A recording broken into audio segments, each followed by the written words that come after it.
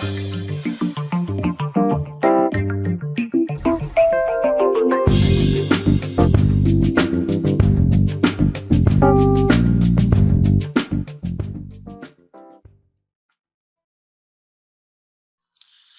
and welcome everyone to another video series brought to you by Chess.com. This is International Master Daniel Rensch, and let's jump right in. Today's series, our new video series, is about pawn structure, hence the title Pawn Structure 101.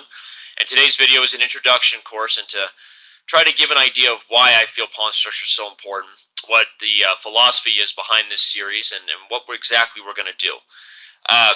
First thing is, you know, as it's been said many times in many different books, and authors have said it tons of different ways, but pawns are the soul of the game. They are the skeletal structure. They are the backbone of every really strong plan, and they are the backbone of how opening theory is created and then changed. It's all based on taking advantage of structural weaknesses, things that basically come from the mindset that can't be undone, because pawns can't go back.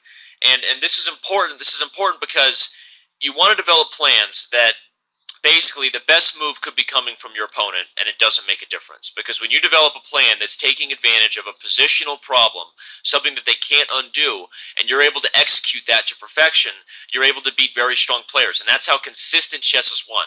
Players say, oh, I'm a tactical player. I like to sacrifice, or I do this and I do that. But bottom line, the best tacticians and the best, we'll call them sacrifice-ins throughout the history of the game, were very strong positional players. You have to be a grandmaster.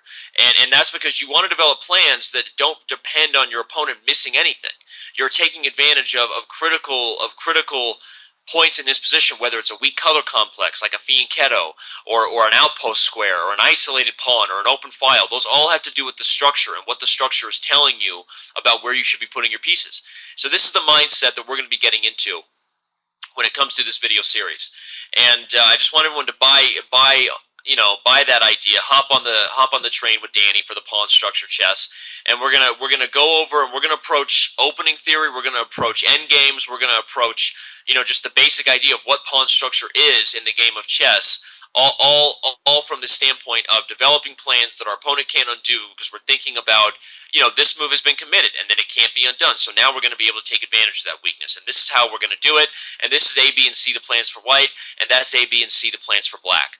And that's kind of what we're going to do. We're going to try to give some example games to prove our point. I've made a list of probably 10 to 15 critical pawn structures.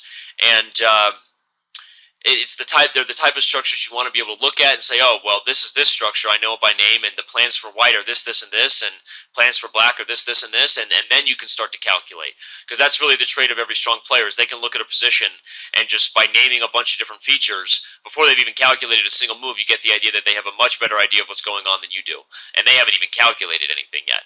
And that's really what chess is all about, is developing plans that your opponent can't really undo. So, okay. We hope you enjoyed this video demo from Chess.com.